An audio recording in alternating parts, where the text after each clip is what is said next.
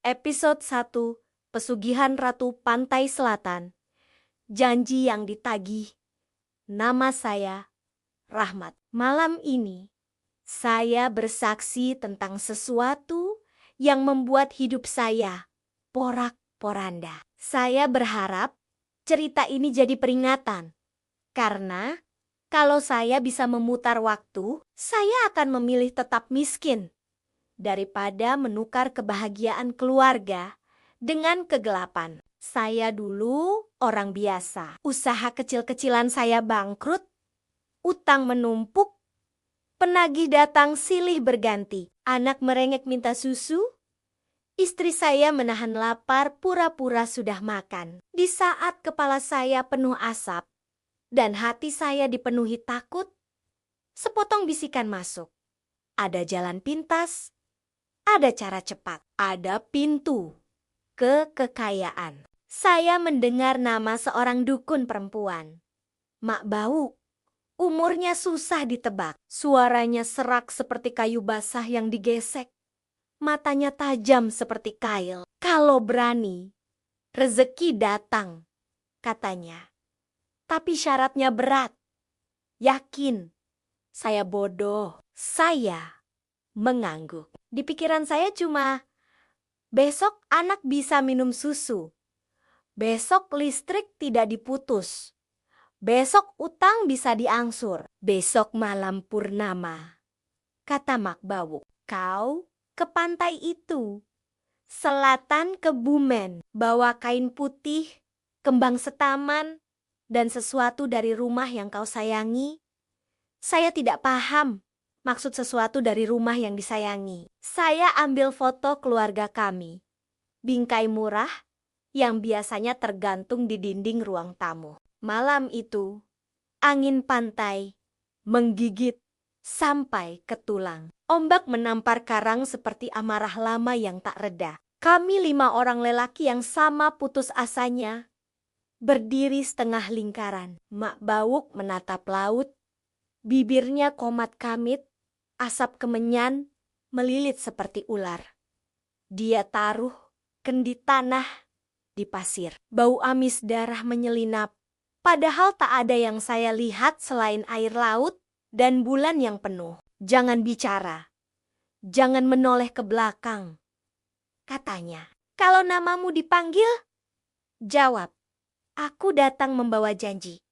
Mantra mengalun. Bukan bahasa Jawa yang saya kenal. Bukan Arab. Bukan bahasa manusia. Tanah seperti berdenyut, ujung kaki saya basah. Bukan air, tapi sesuatu yang licin dan dingin. Saya memejamkan mata. Ingin lari, tapi tubuh saya seperti ditahan. Kau yang memanggil, kau yang harus bertanggung jawab. Bisik suara yang bukan milik siapa-siapa. Dalam satu kedipan, gelap jadi hijau kebiruan. Ombak berhenti di udara, seperti kaca beku. Di hadapan kami berdiri bangunan besar, bukan rumah, bukan pura sesuatu yang seperti istana. Tapi dindingnya bernafas, bau kemenyan bercampur amis besi, seperti darah yang lama terjemur. Kami dibimbing oleh bayangan tinggi, entah lelaki, entah perempuan kepalanya tertutup selendang basah. Langkahnya tidak menyentuh pasir.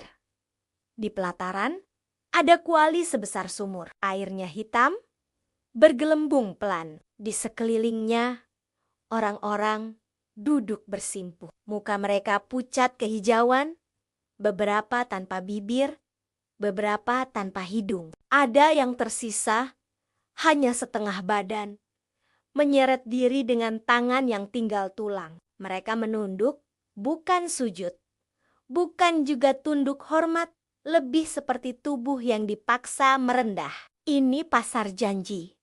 Bisik sesuatu di telinga saya. Yang datang harus bayar. Yang menikmati harus menyerah. Saya ingin berteriak.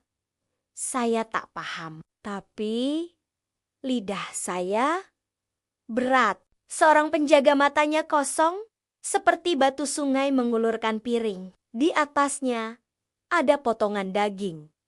Merah, basah, uapnya panas. Saya mundur selangkah. Makan, kata penjaga itu. Kalau tidak, kau akan tetap di sini selamanya. Teman di sebelah saya yang tadi di pantai memegang gelang bayi di saku, menggigil sambil mengangguk-angguk. Dia memasukkan potongan ke mulutnya, menangis tanpa suara. Saya menatap piring di tangan saya. Daging itu tampak paling biasa seperti sapi di tukang sate, tetapi baunya ada yang tidak beres. Ada manis yang salah, ada getir yang mengendap. Ya Allah, saya menutup hidung. Tapi di saat itu, sesuatu berkelebat. Saya melihat senyum kecil, senyum anak saya mengambang di uap daging. Ayah, seperti itu bibirnya bergerak. Ayah, pulang. Dunia saya pecah. Saya melempar piring itu. Piringnya tidak jatuh menggantung, lalu patah jadi debu. Saya merangkak, menarik baju siapapun yang saya temui. Ini apa? Ini apa? Suara saya memantul ratusan kali, menolak kembali sebagai jawaban. Mak Bawuk berdiri jauh di ambang.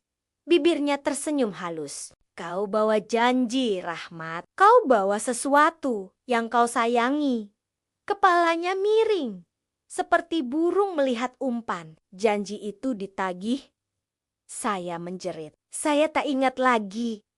Saya menyebut nama siapa, Tuhan yang mana, atau memaki siapa. Saya hanya ingat tangan-tangan dingin menahan pundak saya, menceburkan kepala saya ke kuali. Airnya tak membakar, tapi masuk ke telinga seperti pasir yang tertawa. Di dasar kuali saya melihat bayangan kota, rumah kecil saya, taplak meja, tempat tidur reot. Saya melihat istri saya menata sarapan yang tak ada. Saya melihat anak saya di ambang pintu kaosnya bergambar mobil mengangkat tangan. Saya terbangun, dada saya ditimpa sesuatu. Bukan batu, bukan kayu, tetapi rasa bersalah yang beratnya seperti laut. Saya muntah, tak ada apa-apa yang keluar selain angin. Suara di sekeliling menghilang pelan, seperti radio yang dimatikan. Hijau kembali jadi gelap. Ombak kembali bergerak. Bulan merosot sedikit. Kain saya basah, tetapi bukan air laut renal saya basah oleh takut. Lalu saya sadar, saya tidak lagi di pantai. Saya terbaring di sebuah pemakaman. Bersambung ke episode 2. Terima kasih sudah klik subscribe dan like channel Sanggamara 99.